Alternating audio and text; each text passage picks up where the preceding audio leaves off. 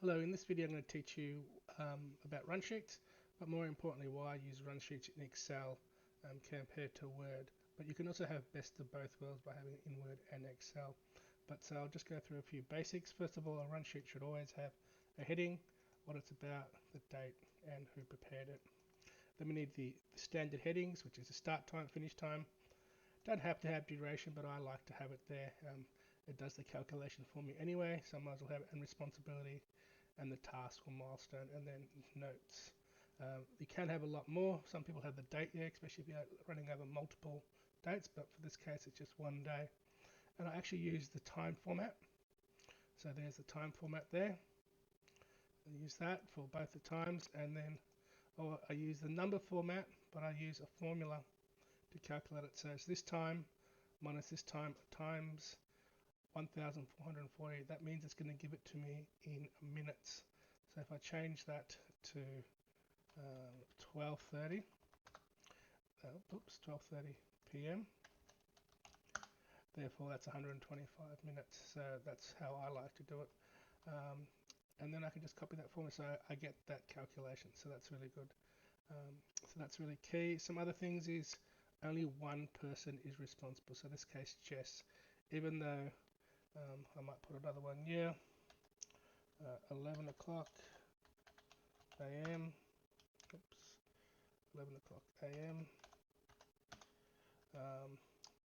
And if it's the same time, I put the same, and duration is still the same process. 0 hours. Responsibility is Garth.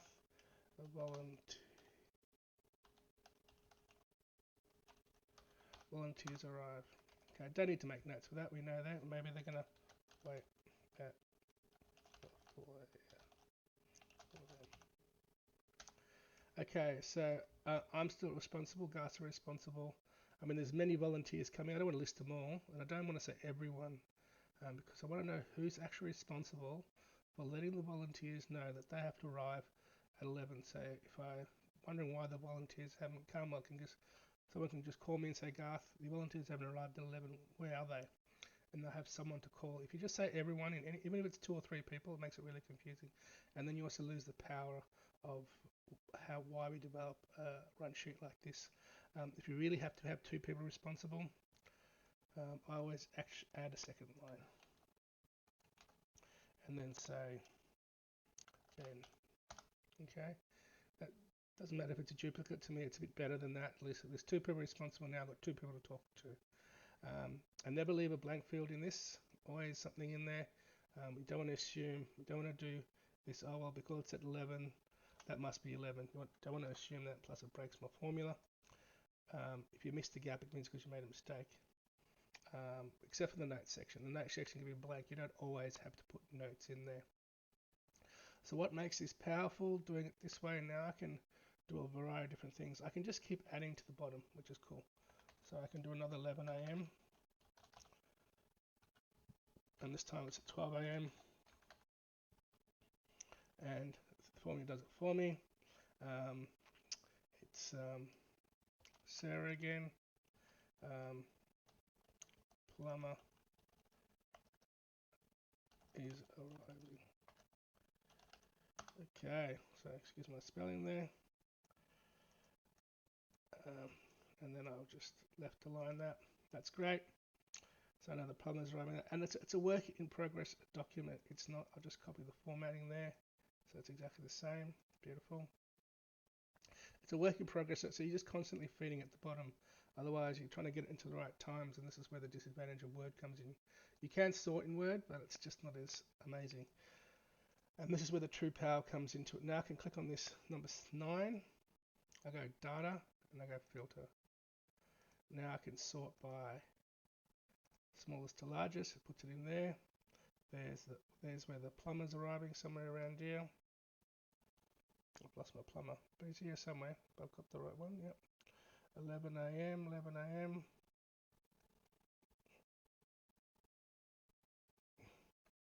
I've lost my plumber, but let's find my plumber.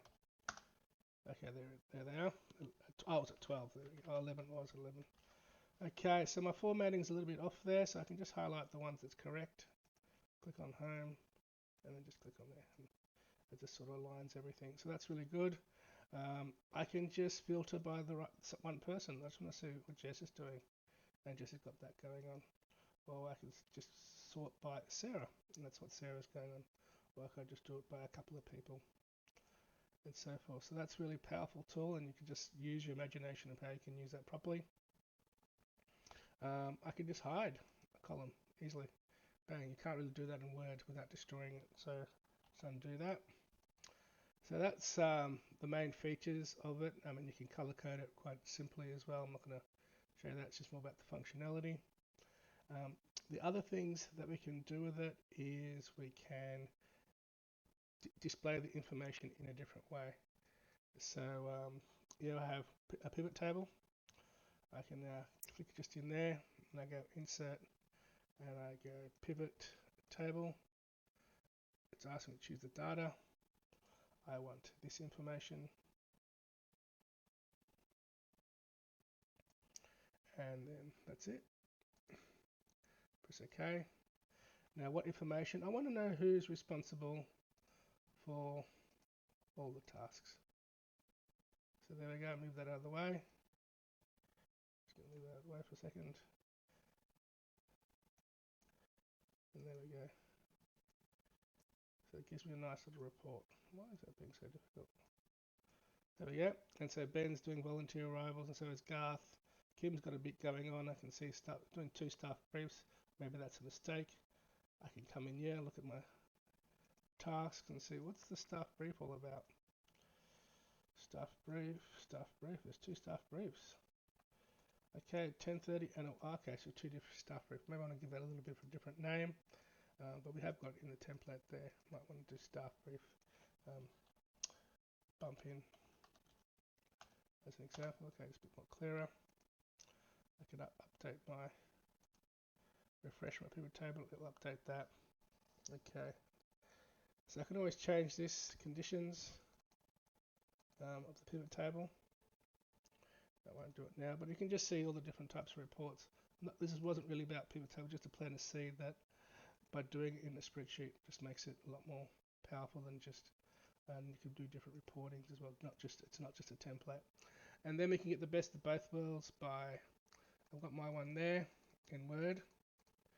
I'm just going to delete that one, and then I've got that detail there. I'm not going to paste the top one. I'll do that a bit later, but I just want to highlight all that and copy it,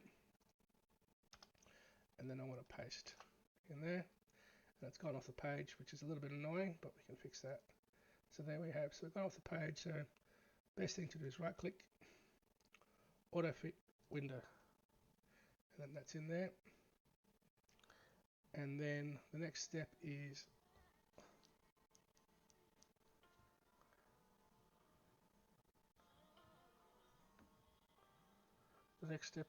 to just format it, do a bit of formatting, get the table format there, select table properties, there it is. I just want to do cell just to the top, press OK. Oh, that just didn't do it all. Just do it there. Table properties, cell, all to the top, just easier, be consistent. And the other thing I want to do is I want to repeat the heading. So just highlight the heading that I want to repeat. I right click, I go table properties, and then I go row, repeat row, and then it repeats the row on all the ones. And I know it's in an order, so I don't have to worry about it. And so it just takes a little bit of time, and then of course I can then fill in this data. So this is what I love about Excel. I can have the flexibility, and it just copies and pastes into Word, because a lot of reports you do have to be in Word, and but I just don't find the spreadsheet or the run sheet as flexible. So that's it. So thank you very much for watching the demonstration.